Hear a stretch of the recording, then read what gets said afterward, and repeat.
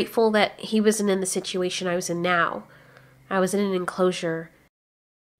Well, you guys, you asked and now I'm answering. Finally, we get a point of view theory video from the perspective of the Indominus Rex. My brother laughed. He and I have always been together. We were born together. And even though our little home was small, we were happy because we had one another. My name is Indy and my brother's name is Opson. I remember us being fed like clockwork. It was so rewarding and our life was fun. We snuggled up next to each other and told stories deep into the night. Of course, we were little babies, so everything we said was nonsense, but we had a world full of imagination. Every single day with Opson was an adventure. The creatures known as humans were always part of our family, but I didn't really understand the significance until I became older. As soon as I was born, I've seen these humans. As a matter of fact, I thought that they were my family, but they didn't look anything like my brother Opson. So I figured that when we got older, we would look just like them. We were in our own little area, but we could see the other creatures in the lab as well. Back then, I just thought it was my home, and that was the extent of the world that we lived in. But I was very wrong. Indy, you want to see what I can do with my tail? Said Opson to me that morning. Sure. Opson then held his tail high above his body and waved it back and forth. And to my amazement, it started to change colors. I was truly in awe. And I told him to keep showing off so that our family could see. He got their attention all right, and the humans all crowded around him excitedly. I was so proud of my brother, and he was enjoying all the attention. The other creatures in the lab, however, didn't look so happy. As a matter of fact, this made them very uneasy. Were they afraid of him? It didn't seem so. It looked more like they were afraid of the humans anytime they entered the room, and my brother started to show off with his tail. After a while, I told Opson to stop showing off so much because he was making the other creatures uncomfortable. At the time, I never considered that the creatures were ever part of our family because they always felt different. The humans, more so, were relatable to me because we were all intelligent. Later that day, some of the humans came back. A lot of them I recognized through their smells, even though they looked eerily similar wearing those outer skins. One of them picked up my brother and held him. This wasn't really an alien thing to me because this has been done to me several times. Not much, but it was usually something very important. When I was much younger, they did the same to me and they stuck me with something sharp. I was very angry and very scared when it happened, but then after I felt a lot better than I ever had, I realized that the humans, our family, was only doing what they did to protect us and to make us stronger. I started to question that the day when they took my brother out of the enclosure. I watched as they carried him to the other side of the lab. They never carried him away that far. They placed him upon this metal slab, and he just sat there trusting, knowing that whatever was happening was a reward for him being strong and beautiful. He looked at me and winked. I smiled uneasily. For some reason, I knew that something didn't seem right. Maybe it's because they were deviating from the behavior that they normally displayed, but it just made me feel very uneasy, and my suspense grew as he sat there and they started fumbling around with these different objects that I've never seen them use before. They stuck something inside my brother. Don't worry, Indy, it doesn't hurt. I've done this before. How are you feeling? I asked him. When we were close together, we usually spoke with each other through our body language and expressions, but since he was farther away, he had to communicate by emitting chirps. A more covert way that we would communicate is by thumping or clicking. He wasn't able to thump because now they were holding down his legs. They stuck him a second, a third, and fourth time, and I could tell that he was nervous and starting to feel a lot of pain. But even through all of his pain, he still said this. It's okay, Indy, I can handle this. I'm really strong, and I know they're doing this to make me stronger. I didn't know what to say. What was I supposed to say to him? I didn't believe him. This was not normal. After what seemed like forever, they finally stopped and put him into a weird container right to the side of where they had him previously. See? It's all over. I told you. How do you feel? I asked frantically. I don't know. I feel great. I mean, my legs are a little sore, but I feel great. I feel really energetic. This is awesome. I didn't want to tell him, but something about what was happening made me feel like I had to say it. Opson? Yeah, what's up? I miss you. Indy, don't be ridiculous. I'm right here. No, what I mean is, I don't know. I'm freaking out right now. Opson hesitated. I could tell that he was nervous too, but he always tried to make me feel better.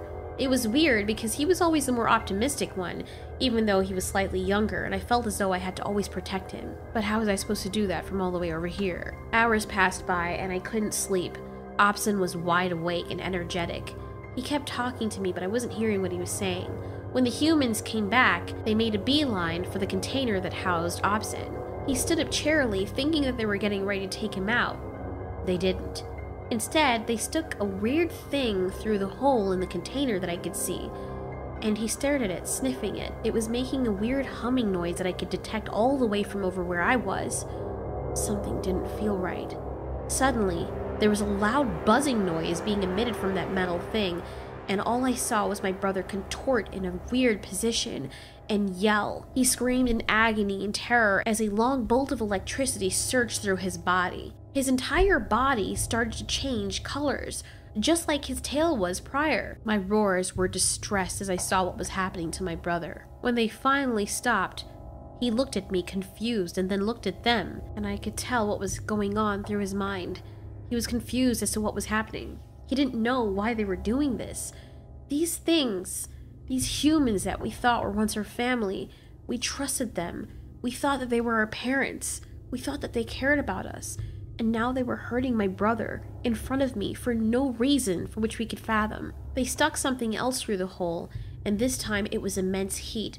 I watched as pieces of my brother's skin burnt. I could smell his burning flesh from all the way over here. I shrieked, the loudest I ever have in my entire life. Of course, we were still very young, but what happened was so vivid I will never forget it. Opson! I pressed my face up against the glass and stared at him as he lay still. The humans took a break and went to the other side of the lab and mixed some concoction together. I saw my brother stir. He was lying on his side, and his stomach was the only thing that I could see facing me. His leg twitched, and then his face raised up, and he looked dead at me. Opson? Opson, are you okay? What he said next broke my heart, and that was the first time I've ever felt the emotion, hatred for the humans. He asked me, "What did I do wrong? Did I upset them?" No, Opson. I didn't know what else to say to him. Everything we have known prior to this was a complete lie.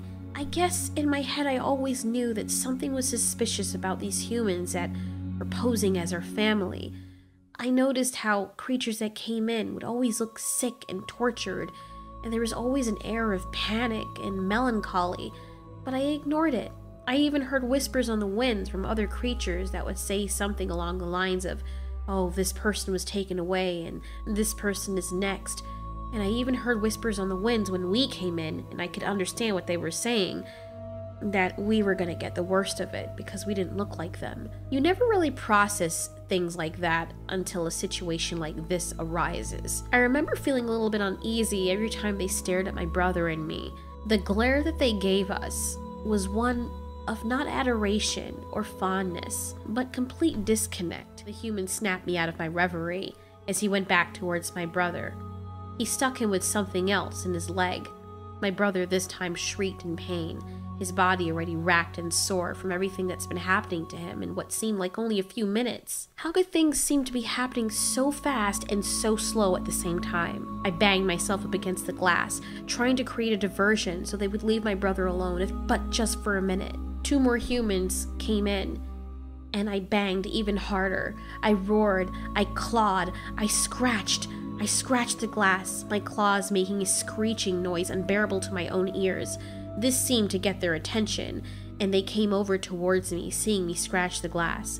I could even see the indentations that my sharp claws were making on the glass ever so slightly. They opened my enclosure and did something to me. I don't know what it was, but it made me very tired. I refused to go to sleep. But before I knew it, I was out. And I knew I was out because I was waking up the next minute to see that my brother had disappeared. He was no longer in that little tank they put him in. I couldn't see him. What did they do with him? "Opson?" I called out. I looked beside me as I smelt something faint, and I realized that my brother was back in my enclosure with me. I ran over to him as he was curled up in the side. He looked awful. I tried to shake him awake, but he wouldn't wake up. He was breathing though, so I knew he was alive. I curled up next to him, my tail cradling his head. I licked him gently. sobbing. The mix of emotions that I felt were overwhelming. I felt sad, I felt helpless, I felt scared. I didn't know what to think. I didn't even know how to process what was going on. Suddenly, a voice rang out from a box that was in the corner of the lab. I've always known that something was in there, but my brother and I, for as long as we've been alive, which hasn't been that long, we've never seen what it was. However, it smelled sort of like me and my brother. "He's not going to make it," the voice said to me with a sinister coo. "What are you talking about?" I asked the voice. "You silly young thing, why do you think you're here? Why do you think all of us are here? We're merely experiments to these aliens. We mean nothing to them. The minute that you and your brother hatched into this world, your fates were already written in stone, tragically, may I add. I'd best not get connected to him too much. He won't last a few more days, and then they'll turn on you." I was in anguish by this time, and I yelled at the voice, "How do you know? Are you with them? Do you know what's going to happen? Do you know why they're doing this?" She chuckled, which really made me annoyed and terrified. Why would she be chuckling? "Do I know what's going to happen? You have no idea how old I am, and I've lived to see this many times over, and it always ends up the same way, unless, of course, you're exactly what they're looking for. Like me, for example. My aggression and my prowess make me stand out from the rest. You think that they would kill me with my hysterics, but because I am the only one of my kind, they keep me around. Of course, this is not the ideal life that I would give myself, but an intelligent person bides their time." None of this made any sense to me. I had no idea what this creature looked like or what she was even talking about. But one thing was for sure.